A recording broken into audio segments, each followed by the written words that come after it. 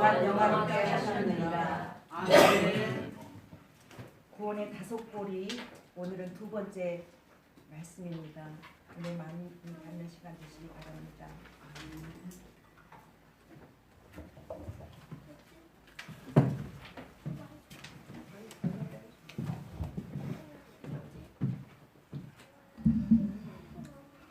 3시 기도하시겠습니다. 하나님 아버지 감사합니다. 오늘도 저희들을 이렇게 예배자의 자리에 서게 하시니 감사드립니다. 하나님, 세상을 살면서 하나님의 자녀답게 살지 못했던 것들이 많이 있습니다. 이 시간 회개하면서 마음과 뜻과 정성을 다하여 우리 하나님께 예배드릴 수 있게 그 은혜를 허락하여 주시옵소서. 이 시간 우리가 하나님 진정으로 예배드릴 때 우리 하나님 홀로 영광 받아 주시옵시고 우리에게는 그 첫사랑을 회복하는 귀한 은혜의 시간이 되게 하여 주시옵소서. 감사드리며 예수님의 이름으로 기도드리옵나이다. 아멘. 샬롬. 전사님이 크로노스와 카이로스 얘기를 잠깐 하셨는데 지난주 제가 잘못 말씀을 전한 것을 조금 수정하면서 말씀을 나누겠습니다. 제가 이제 설교를 하고 나서 어떤 형제에게 이야기를 들었습니다. 목사님 잘못 전하신 것 같다고. 그래서 제가 급히 동영상을 보니 정말 잘못 전했더군요. 저는 그렇게 전한지 몰랐는데 제가 잘못 전했습니다. 그래서 바로 잡겠습니다. 뭐냐면 성경의 시간은요, 크로노스와 카이로스가 있다라고 말씀드렸습니다. 그래서 지난주에 저는 이제 제대로 제가 말씀을 전한지 알았는데 들어보니까 크로노스와 카이로스를 반대로 이야기했더군요. 서두에 또 말미에는 또 반대로 이야기하고. 그런데 정말 은혜로 우리 교회 성도들은 단 한 분도 저에게 이의를 제기하지 않았습니다. 감사합니다. 그런데 이제 다른 형제가 우리 교회 아닌 형제분이 저에게 이야기를 해서 말씀을 사모하는 형제라서 제가 들어보니 잘못돼서 제가 잘못했다라고 이야기하고 오늘 바로 좀 드릴 테니까 정확히 아시기 바랍니다. 헬라어는요 원래 시간이요 세 가지가 있어요. 아이온이라는 시간이 있고 크로노스, 카이로스가 있어요. 그래서 헬라어에서 아이온은 영혼을 이야기하는 거예요. 그런데 성경에서는 이 아이온이 빠지고 두 가지를 이야기합니다. 그게 뭐냐면 크로노스와 카이로스입니다. 크로노스는 그냥 쉽게 얘기해서 지금 흐르는 시간이에요. 우리가 사는 시간, 수평적으로 흐르는 시간, 타임, 우리가 아는 시간, 시계가 알려주는 시간, 이것을 사람의 시간이라고 이야기할 수 있습니다. 그런데 카이로스는요 하나님의 시간이에요. 이건 수평적으로 흐르는 시간이 아니고 수직적인 시간이에요. 하나님의 때, 영원을 가리키는 거. 그러니까 하나님의 때라고 성경에 나오는 것은 카이로스예요. 하나님이 주관하시는 시간이에요. 그러니까 그 시간은 미래가 현재이고 과거가 현재인 시간. 항상 하나님 앞에 현재인 영원, 하나님이 일하시는 시간. 대표적으로 이렇게 나오는 시간이 어떤 사람이 구원받을 때 여러분 나는 언제 예수님 믿어야 돼요? 이런 믿게 될까요? 믿음이 생길까요? 이런 질문을 제가 종종 받는데 제가 그럴 때마다 답변을 이렇게 합니다. 하나님의 때가 있어요 라고 이야기합니다. 그렇게 하나님의 때를 이야기할 때는 카이로스입니다. 그리고 또 성경에 예수님께서 이 땅에 오셔서 때가 참에 오셨다. 그때에 이렇게 얘기할 때 카이로스입니다. 하나님의 때라는 거예요. 그 다음에 또 하나 사용되는 게 재림의 때입니다. 예수님이 그날과 그 시는 모르지만 그때에 내가 공중 재림한다 할 때 때가 카이로스예요. 그러니까 이것은 사람이 주관할 수가 없는 하나님이 주관하시는 하나님만 아시는 시간이라는 거예요. 카이로스. 그렇게 이해하셨으면 좋겠습니다. 제가 그걸 반대로 이야기했더라고요. 크로노스가 하나님 시간이고 카이로스가 사람의 시간입니다. 근데 아닙니다. 다시 말씀드립니다. 크로노스는 우리가 사는 이 세상의 시간, 시계의 시간, 지금 시간이 1초 1초 흘러가는 시간을 크로노스라고 하고요. 카이로스는 하나님의 시간. 여러분이 구원받을 때가 있었을 거예요. 하나님과 만나서. 그 때가 영혼을 가리키는 거예요. 영원성을 상징하는 시간이라고 아시면 되겠습니다. 오늘은요, 구원의 고리 두 번째 시간으로, 마지막 시간으로, 지난 시간 제가 두 개 고리를 말씀드렸고, 이제 오늘 세 개 고리를 29절, 30절 말씀을 중심으로 이렇게 은혜를 좀 나누려고 합니다. 지난 시간에 그 두 개 고리를 약간 제가 복습하고 이제 말씀을 전하겠습니다. 첫째가 무엇이었습니까? 우리 29절 읽어보실까요? 29절 시작. 하나님이 미리 하신 자를 또한 그들의 형상을 본받게 하기 위하여 미리 정하셨으니 이는 그 많은 형제 중에서 받아들이게 하려 하심이라. 이 구원의 고리는 구원의 사슬이라고도 하고 구원의 서정이라고도 하고 목사님들마다 다 다르게 사용하시는데 어쨌든 구원에 가는 그러니까 이 구원의 고리라는 건 뭐냐면 사람을 향한 하나님의 구원의 계획이라는 거예요. 그래서 고리처럼 엮었다 해서 저는 고리라고 표현을 했어요. 목걸이처럼. 근데 첫 번째 고리가 뭐냐? 미리 아심이라는 거예요. 그것을 예지라 그래요. 신학적 용어로 예지. 그러니까 하나님의 예지하심. 이거 헬라어로 지난주에 말씀드렸지만 프로 기노스크. 프로는 뭐뭐 앞에 미리 이런 뜻이 있고요. 기노스크는 알다라는 뜻이 있다 그랬어요. 히브리어로는 야다. 야다는 뭐예요? 아담과 하와가 동침함에 남자와 여자가 사랑을 나누는 게 야다예요.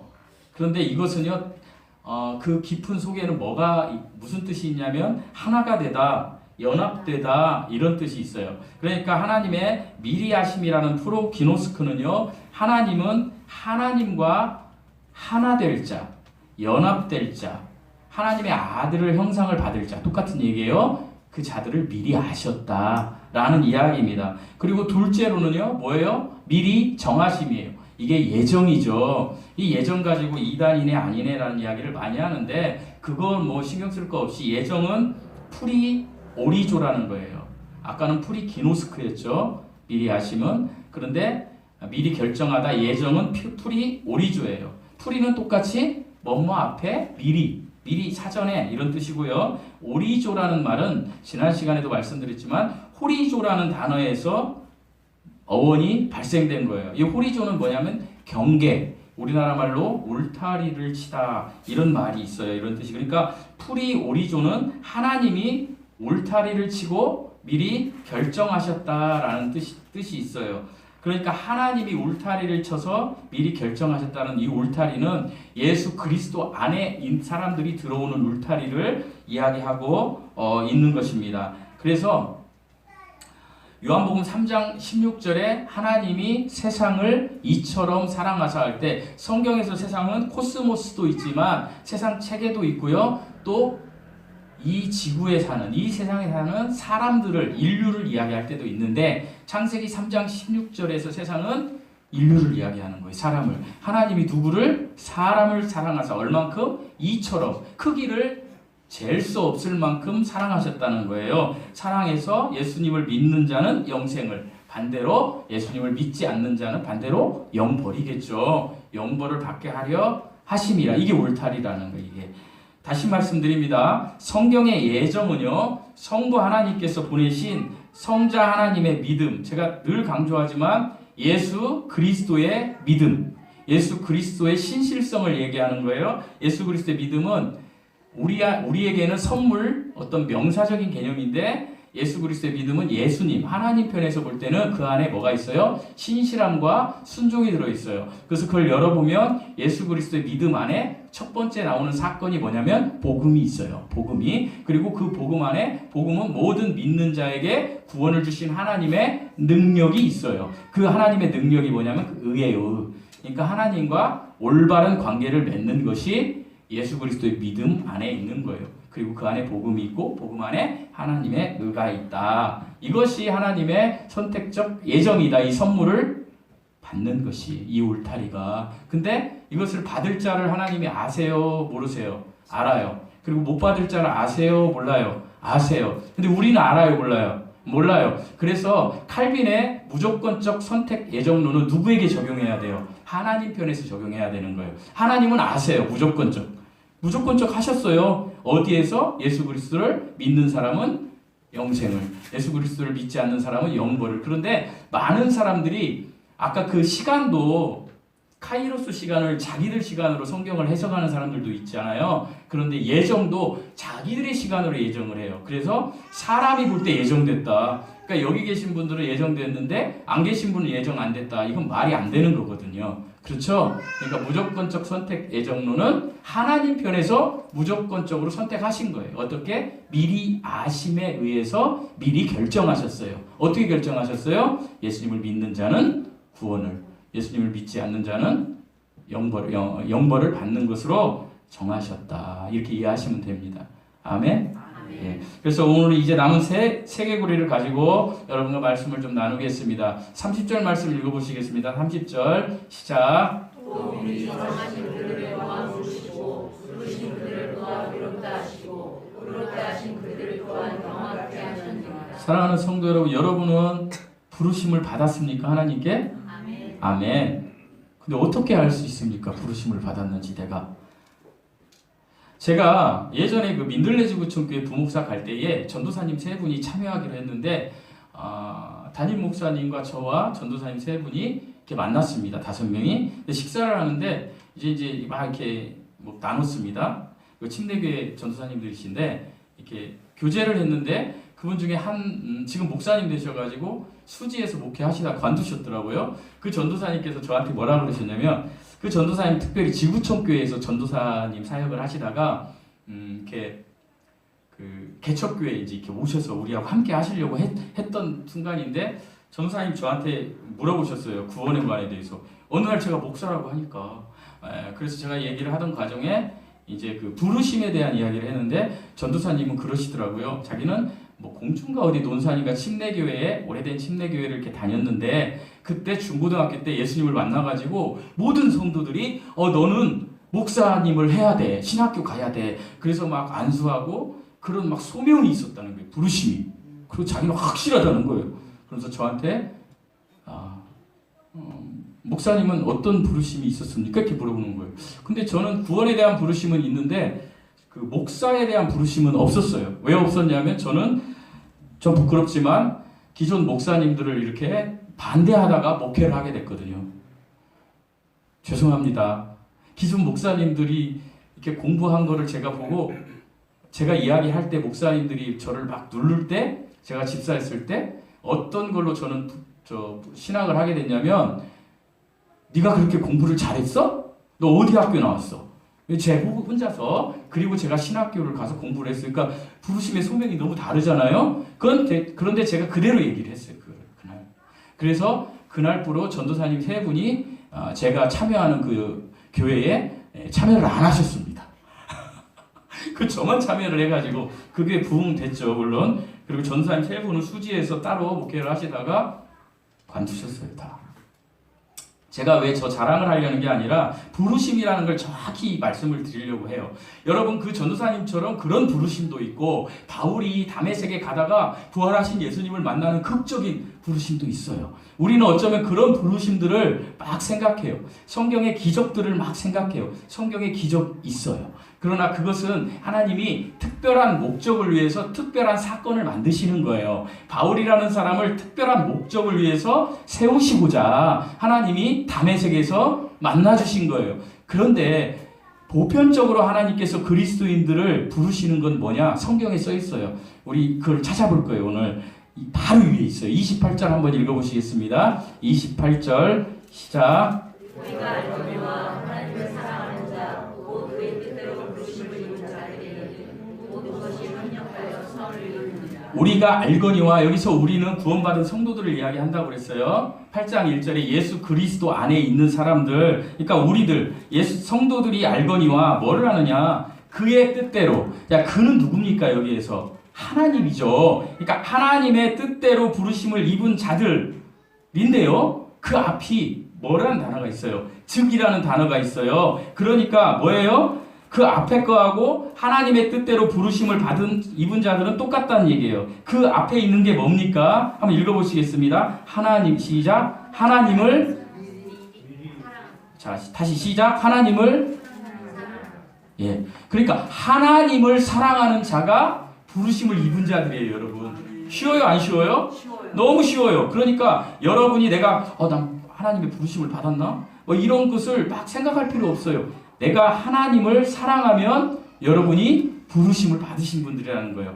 아멘? 예, 너무 쉬워요. 그러니까 간단해요. 누군가가 저도 예전에 그걸 몰라서 답변을 못했던 거예요. 그래서 그때 제가 알았으면 전도사님 로마서 8장 28절에 하나님을 사랑하는 자 즉 그의 뜻대로 부르심을 받은 자들은 그러니까 저는 하나님을 사랑해요. 그러니까 저는 부르심을 받았어요라고 이야기하면 되는데 제가 그때는 그걸 몰랐던 거죠. 여러분 정확히 아시기 바랍니다. 로마서 8장 28절 외우셨으면 좋겠어요. 그래서 왜 외우셨으면 좋겠어요? 모든 것이 합력하여 선을 이룬대. 여기 선은 뭐라 그랬어요? 아가토스. 하나님이 100% 인정하시는 선이에요. 얼마나 좋아요. 그러니까 하나님을 사랑하시면 되는 거예요. 예. 그리고 이제 부르심이라는 것은 아까 이야기하는 신학적인 용어로 소명이라는 뜻이 있다 그랬잖아요. 그러니까 소명이라는 거에만 막 주안점을 두다 보니까 사람들을 막 이렇게 무시하기도 하고 그래요. 그런데 이 소명이라는 뜻에는 윗사람이 아랫사람을 부르는 명령이라고 해요. 그래서 이 소명이라는 단어는 헬라어로 클레토스라는 단어인데 여러분 죄를 지면 검찰이 뭘 합니까? 예? 소환하죠. 소환하다 이런 뜻이 있어요. 그러니까 윗사람이 아랫사람을 부르는 명령이 법적으로는 소환하다. 앞으로 소환하다 이런 뜻이 있어요. 자, 그러면 이 말은 하나님이 사람을 소환하다 이런 뜻이 있다라는 거예요. 근데 어떤 사람을 소환하느냐가 중요한 거예요. 어떤 사람을 소환했느냐? 마가복음 9장 13절에는요. 이렇게 말씀하세요. 예수님이 직접 하나님이신 예수님이 직접 이렇게 이야기하세요. 내가 의인을 부르러 온 것이 아니요 죄인을 부르러 왔노라. 누구를 소환한 거예요? 죄인을 소환하는 거예요. 그러니까 우리가 구원받으려면 우리가 그 소환의 대상이 돼야 되는데 우리가 무엇임을 시인해야 되는 거예요? 죄인임을 시인해야 되는 거예요. 그래서 구원받기 전에 가장 중요한 게 내가 죄인임을 아는 거예요. 죄인임을 시인하는 거예요. 그럴 때 그 부르심에 응답할 수 있다. 하나님이 지금 그렇게 이야기하고 계신 거예요. 그래서 구원의 부르심에 내가 죄인임을 고백했던 사실이 있는 분들은요, 특권을 누리신 거예요. 어떤 특권? 나중에 하나님의 자녀가 되는 특권. 하나님이 여러분을 사랑하는 특권. 그리고 여러분이 또 하나님을 사랑하는 특권. 사랑이라는 거는요, 항상 서로라는 게 있어요. 여러분 세상 사랑도 그렇잖아요. 남자 여자가 만나가지고 사랑할 때는 맨날 만나요. 맨날. 근데 뭐 일로 조금 만나는 게 더디면 나중에 어떻게 돼요? 헤어져요.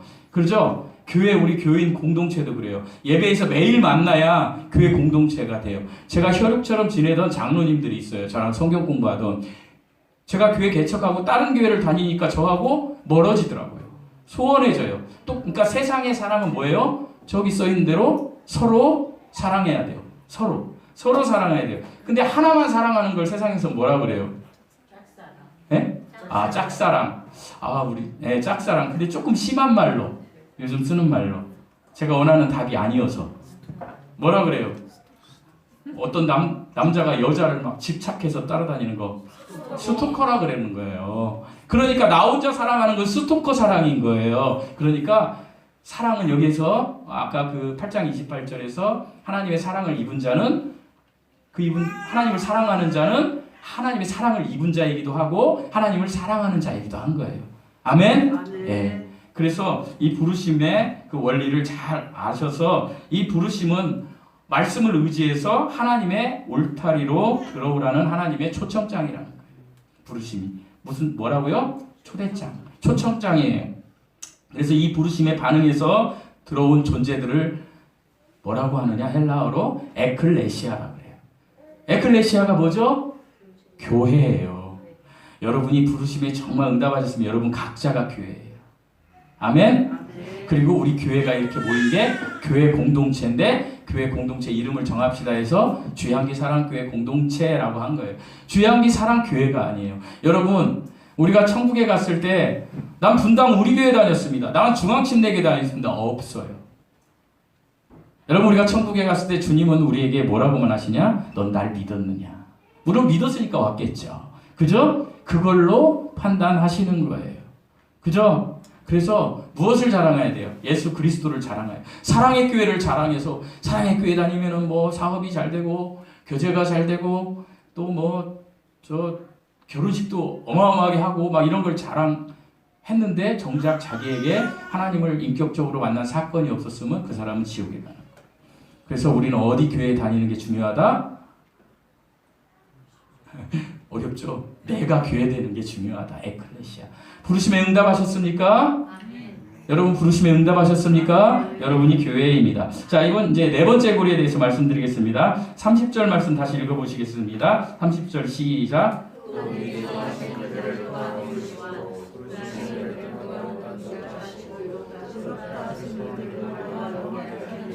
자, 부르시고 그 다음에 뭐라고요? 의롭다 하셨다는 거예요. 여기셨다라는 거예요. 카운트했다라는 거예요. 그래서 의롭다라는 말은 디카이오라는 헬라어예요. 그러니까 넌 무죄하다. 죄가 있는데 죄가 없다. 여러분 세상법에서는 죄가 있는데 죄가 없다라고 하면 잘못된 거죠. 죄가 있으면 죄가 있는 거잖아요. 그런데 하나님께서는 죄가 있는데 너는 죄가 이제 없다라고 선언하신 게 의롭다 여기신 거예요. 이것을 다른 말로 이야기하면 칭의라 그래요. 사실 성화도 중요하고 영화도 중요한데 칭의가 너무 중요한 거예요. 왜요? 칭의는 들어가는 입구이기 때문에. 칭의는 뭐예요? 하나님이 의롭다고 선언하신 거, 인정하신 거.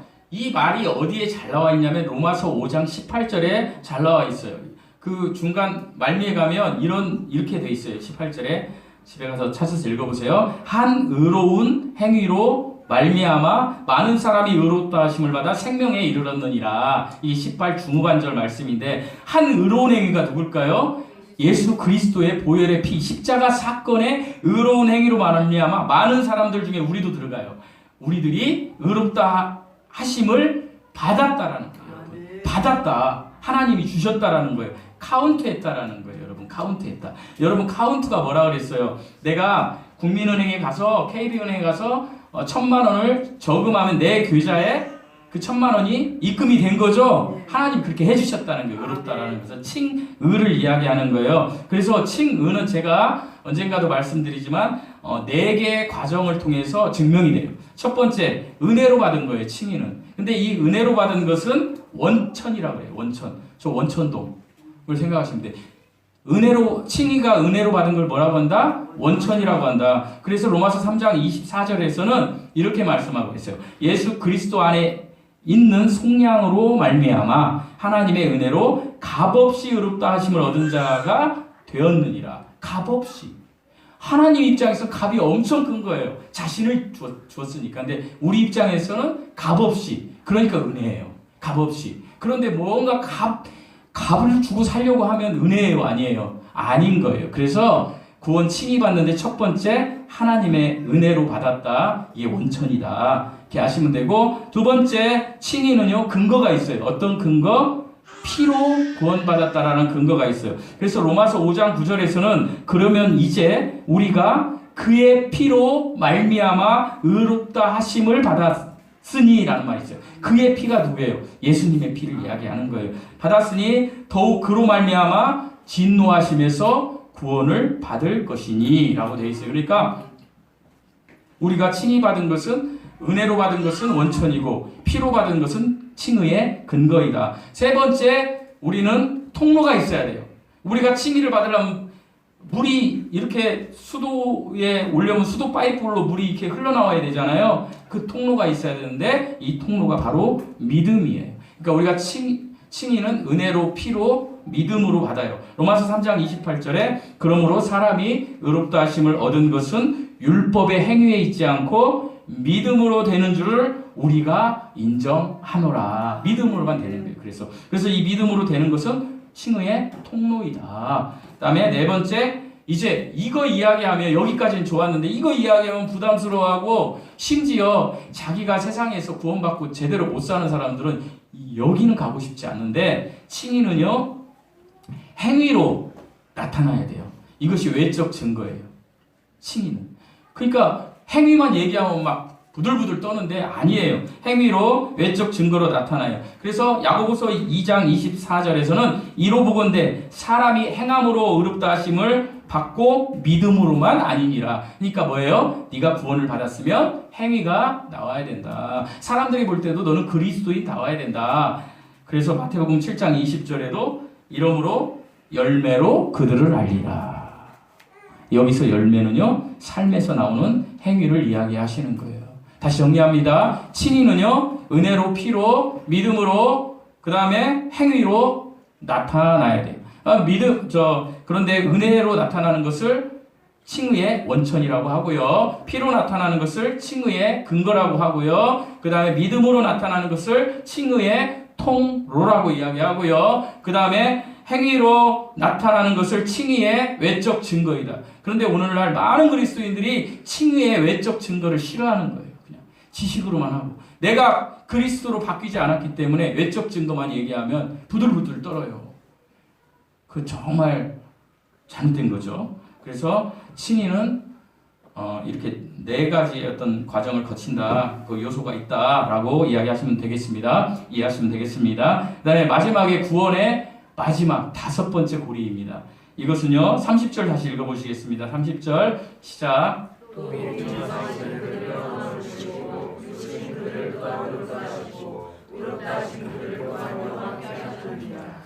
여러분, 우리가 이제 아까 전에 이렇게 돼 있었어. 아까 전이 아니라 29절에 이렇게 돼 있어요. 하나님이 미리 하신 자들을 또한 그 아들의 형상을 본받게 하기 위해 미리 결정하셨다라고 되어 있죠. 그러니까 구원의 마지막 최고의 계획은 뭐야? 아들의 형상을 본받는 거예요.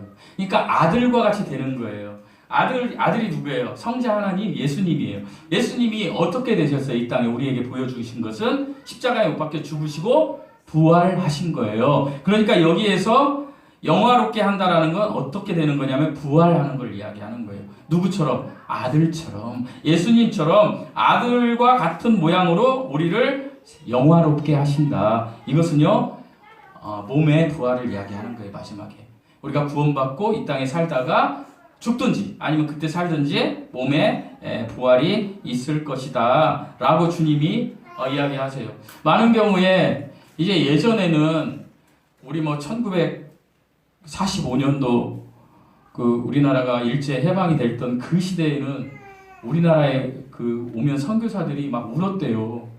어떻게 이런 데서 사나. 막 인분 냄새 가득하고 막 파리떼 들끓고 막 사람들은 막 옷도 제대로 안 입고. 누구 얘기하는 게 아니라 우리 할아버지들 얘기하는 거예요 지금. 어떻게 이렇게 미개하게 살 수 있나. 근데 이 선교사들이 그때 와가지고 주 예수를 믿으라. 그리하면 너와 내 집이 구원을 얻으리라. 예수님 믿으면 부활한다 할 때 다 뒤집어졌어요. 평양부터 다. 어떻게 뒤집었어요? 진짜 믿었어요. 진짜. 그런데 그 뒤로 우리나라가 이제 전쟁을 치르고 잘 살게 돼서 특별히 이제 저희 세대가 지금 이제 50대 이 세대인데 40, 50 이렇게 끌어가는 세대잖아요. 이 세대가 아버지가 된 세대에서는 많이 배웠어요. 많이 배우니까 우리 자녀들은 더 배워요. 뭘 배워요? 세상 지식, 진화론 막 이런 걸 머리에다 막 가득 담아놓으니까 부활을 믿을 수가 없어요.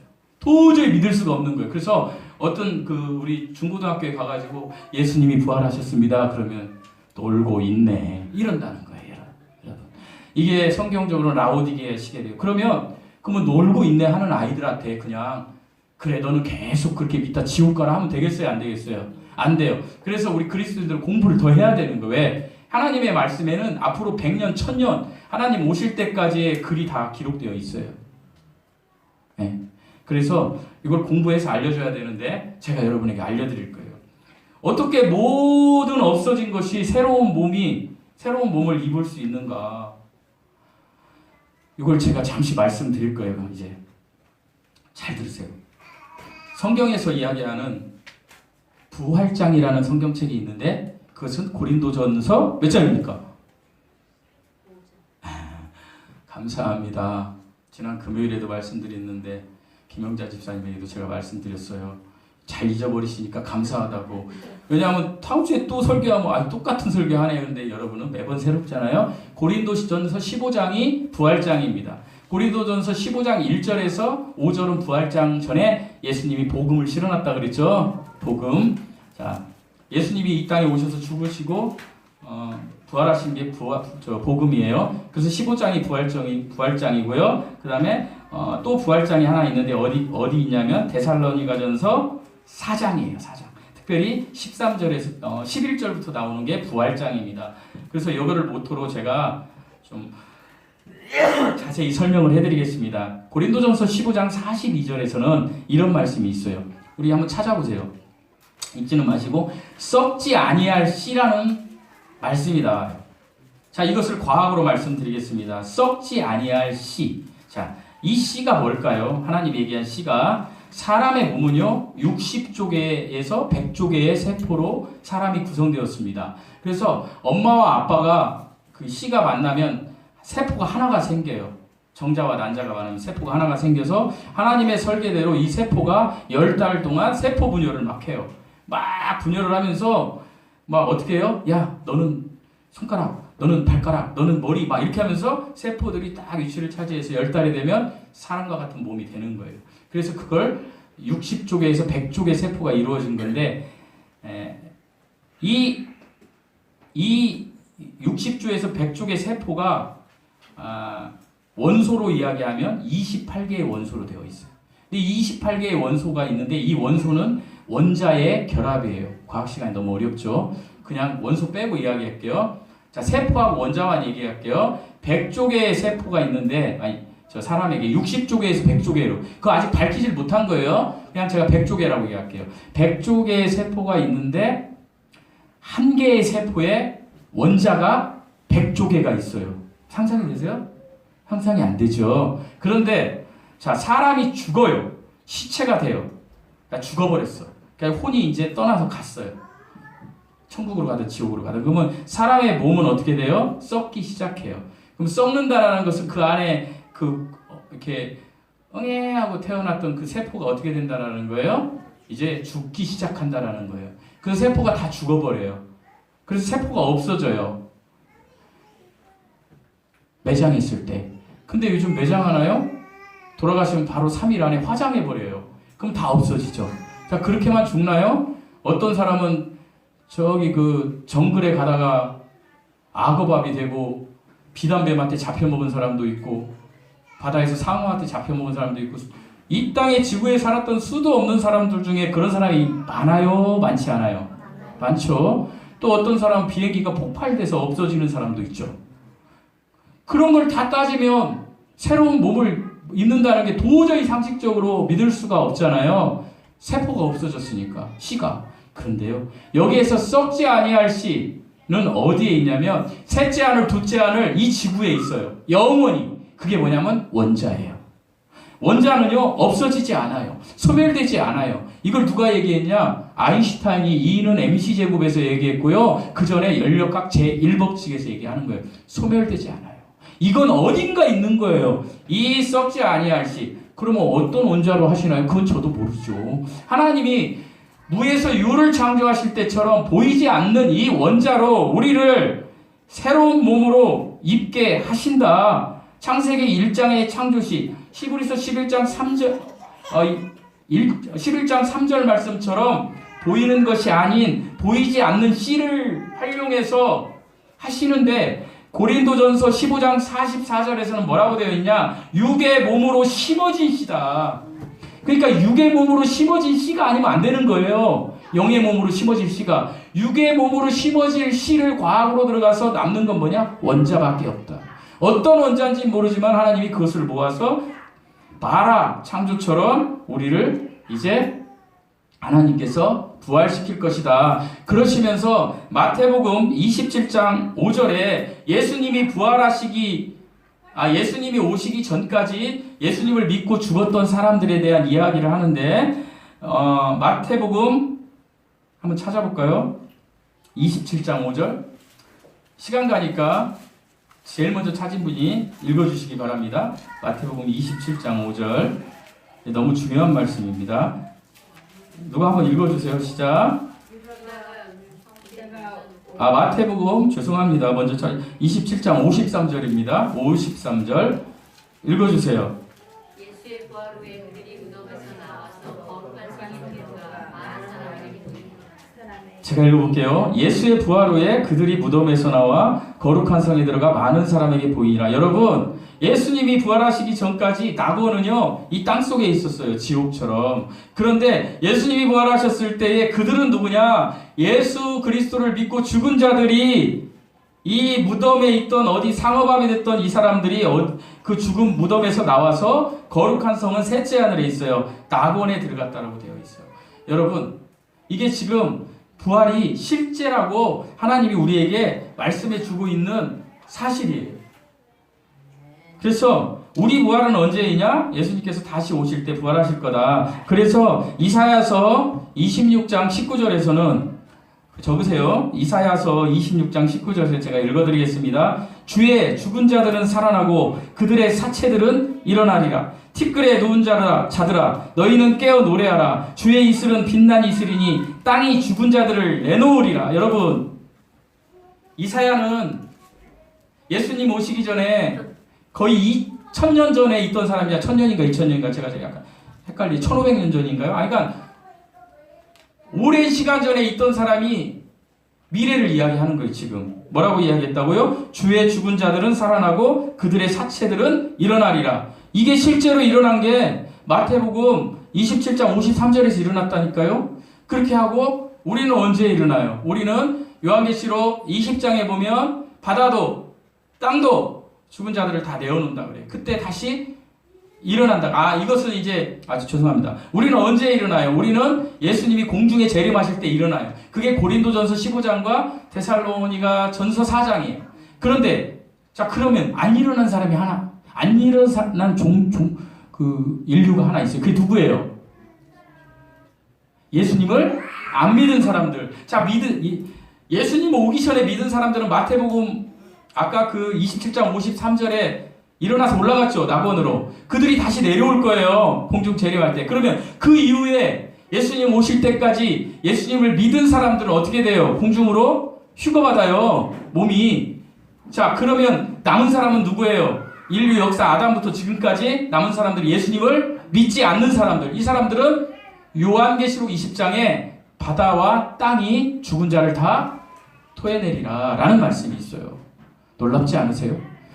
놀랍지 않으세요? 이게 사실로 이루어진다라는 거예요. 사랑하는 성도 여러분, 여러분은요 하나님의 미리 하심에 의해 미리 결정하신 구원의 울타리에 들어오신 분들이에요.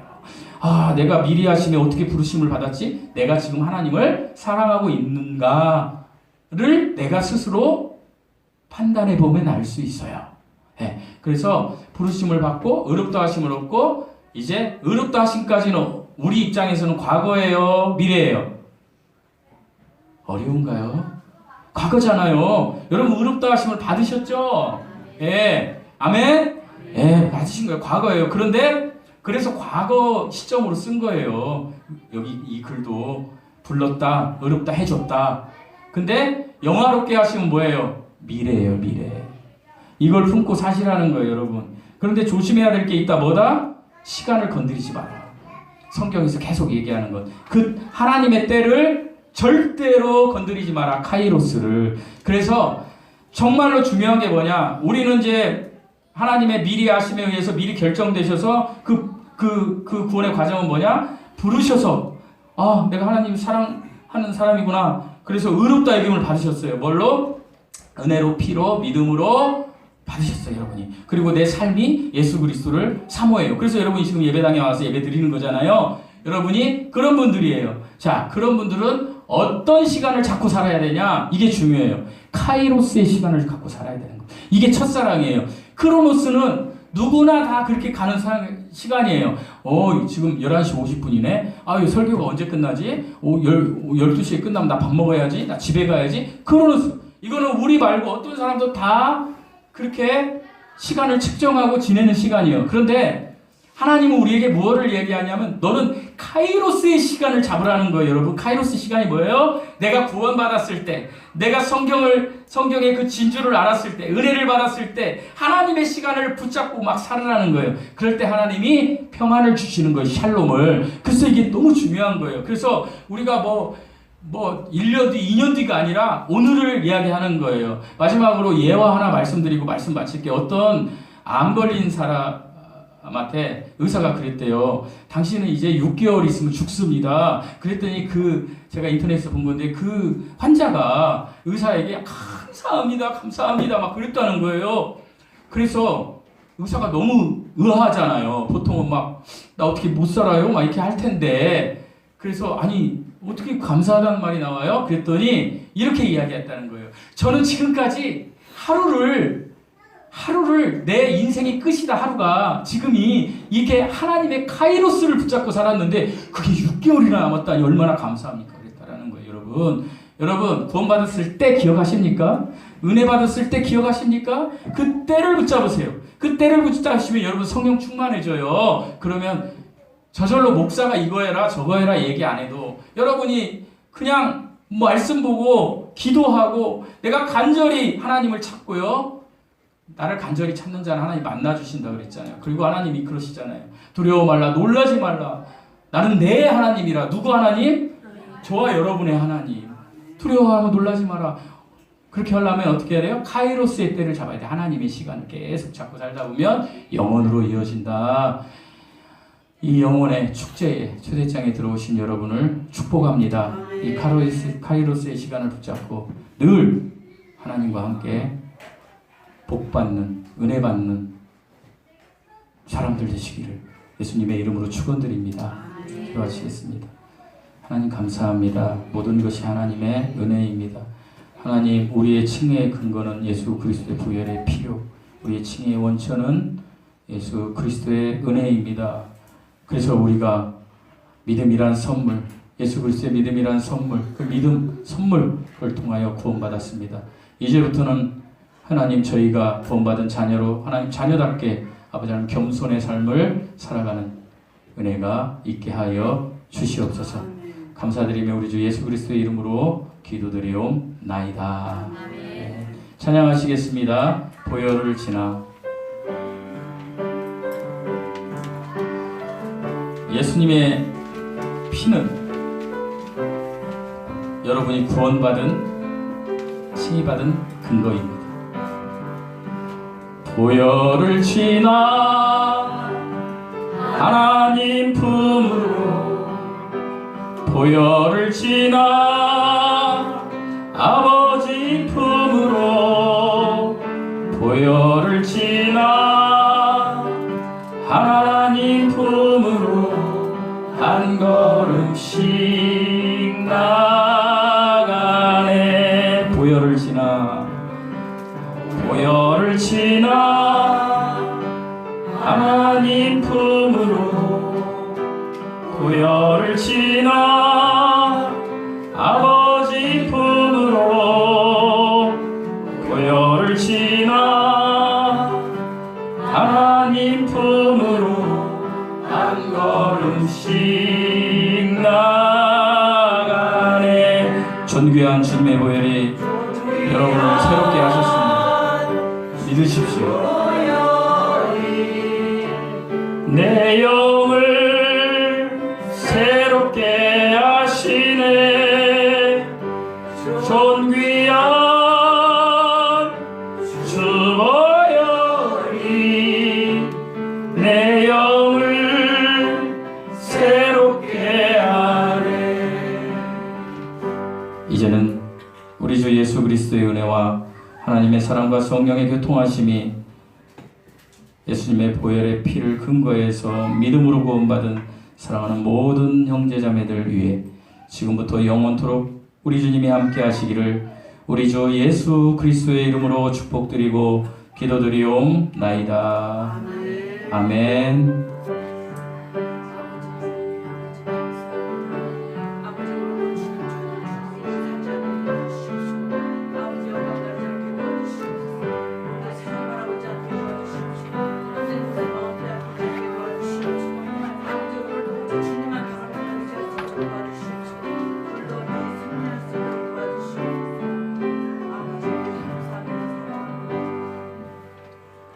감사합니다.